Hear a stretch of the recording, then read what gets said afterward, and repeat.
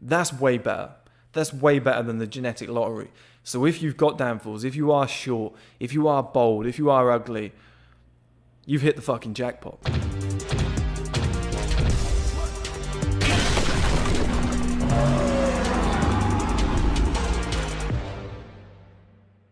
Alright guys, welcome back. In this video we're going to be talking about how to overcome being short, bold, ugly, anything else that wasn't your fault. You know, you got given these things genetically, you were predisposed to going bold. Genetically, your family is short, you're short. Maybe you don't have the best genetics and you're ugly, you know, and you're worrying about, will I get women? Will my life be good? I'm panicking. I'm telling you now, you can't change these things. You can change the ugly thing with orthotropics. You know, height is pretty much locked in place. Being bold, you know, your lifestyle is going to contribute to it. But if it happens, guys, take it on the chin, get over it, move forward. These are things that you can't really alter, okay? They're kind of locked in place. You're going to have to kind of put up with them and just do what you can to move forward. But here's why it doesn't matter. Here's why you should not give a fuck about being the short guy and wondering if you can get girls or not. About being the bold guy and being like, oh God, is this bald hair going to stop me having the life that I want? Are people going to laugh at me? A girl's not going to want me because I've got a bald head. You know, or I'm slightly ugly. Maybe I've got big ears like me. Maybe I've got a hook nose like the Roman nose, which actually comes from orthotropics if you look into it. It's to do with having a weak jaw, maxilla falls down, this curves to compensate because the face turns. So you can do something about that. But just having the sort of traits that you can't do anything about, okay? Here's why it doesn't fucking matter. Is because there's so many other areas of life that you can tick to compensate. So you know those guys that buy like a big fast car and women always say, oh, he must have a small penis. You always hear that, right? Or other guys, it's usually other guys that say it. Like Dan Bilzerian. Everybody says Dan Bilzerian must have a little dick.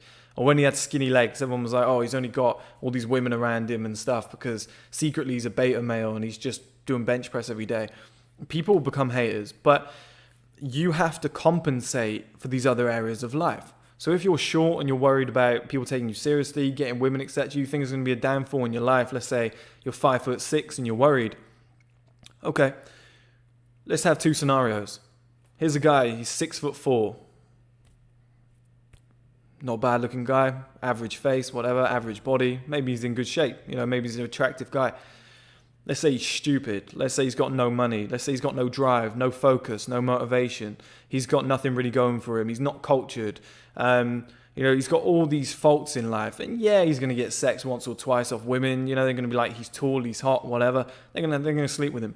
Now let's look at the other side of the coin. But rarely, it's going to happen rarely because this guy's a dick, right? Who would you rather be, this guy or this guy on the left?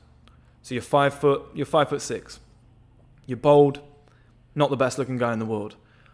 But on top of that, stupidly motivated, worked your balls off in your 20s, and now you're 32 years old, and you've got 70 million in the bank account. Well, I'll tell you what, let's make it realistic. Let's say you've got something like 7 million in your bank account, or even 700,000 in your bank account. That's very good. You've got a really good bunch of assets. You've got a nice car. Let's say you drive a Panamera. I think that's pretty achievable for a lot of people. Let's say you've got your own house, mortgage paid for. Let's say you've got a holiday home as well. Let's say you've managed to get yourself in, you know, 5'6", but you've got yourself in ridiculous shape, a really, really nice body. Let's say you dress well. Let's say you've got great hygiene, you're well groomed.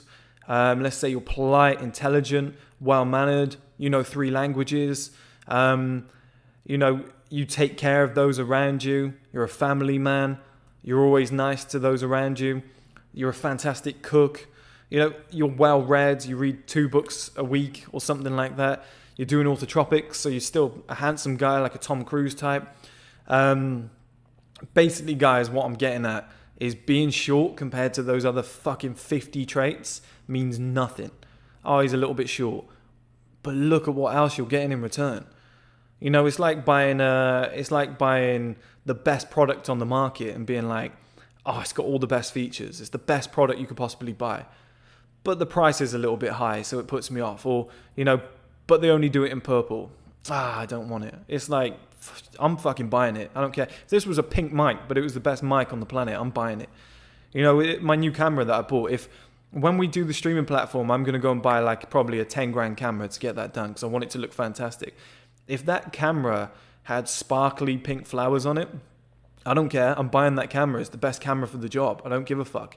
You know, that one bad trait, which is kind of a stupid one, just a bit of height, I don't care. I'd still buy it anyway.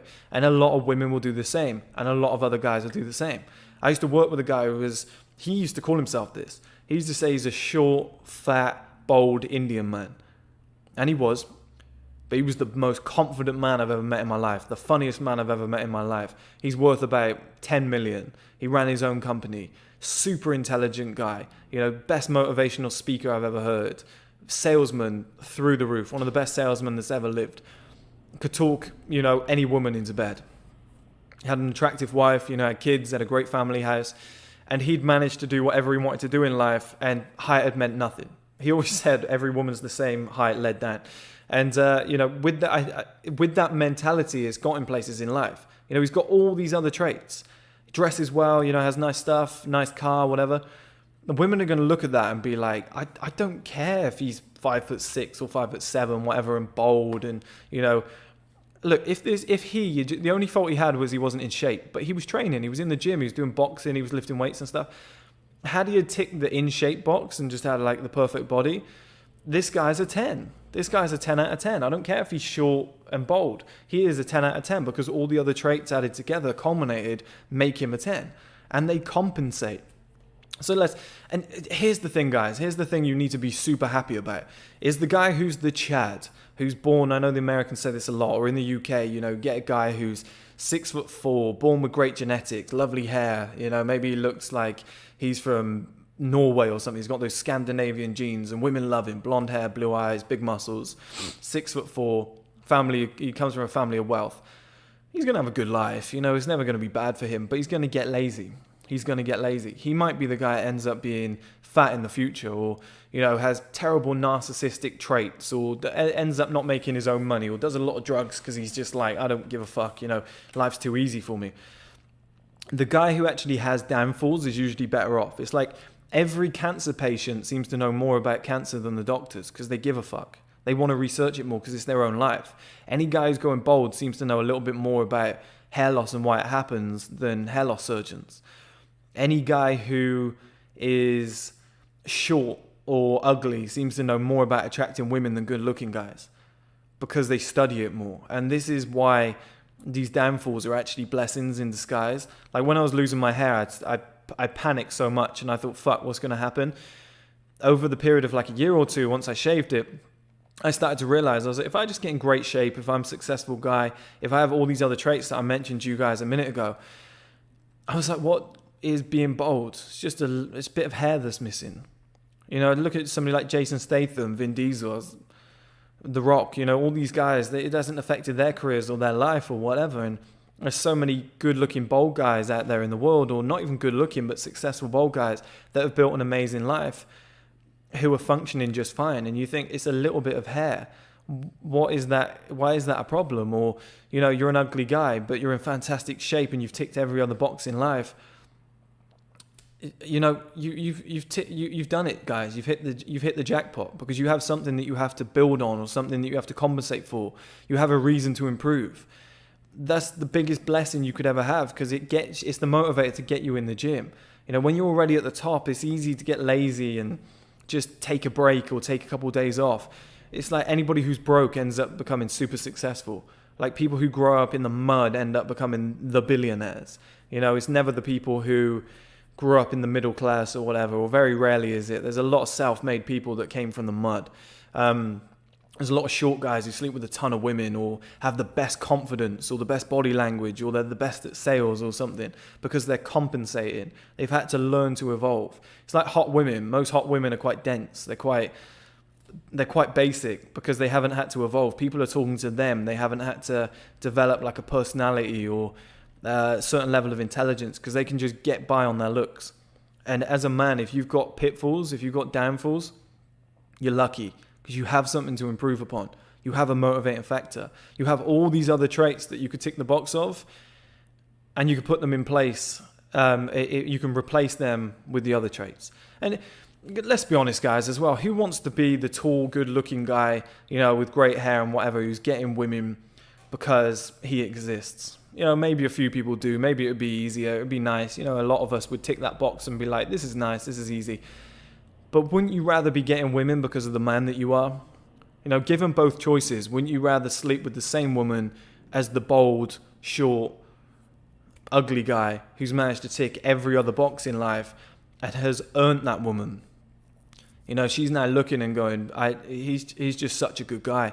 I just can't turn him down. You know, that's the kind of man that I want to spend the rest of my life with. Yeah, this guy's super sexy. He's great for a one-night stand, but this is the guy. You know, he is one hell of a man. Like, that's what you want to hear. You want to hear other guys be like, fair play, he worked hard to get to where he is. You want to hear you want to hear women say, what a man. You know, he has built himself from the ground up, and that is sexy. Now you're getting women for the right reasons. Now you're getting respect from other men for the right reasons. That's way better. That's way better than the genetic lottery. So if you've got downfalls, if you are short, if you are bold, if you are ugly, you've hit the fucking jackpot.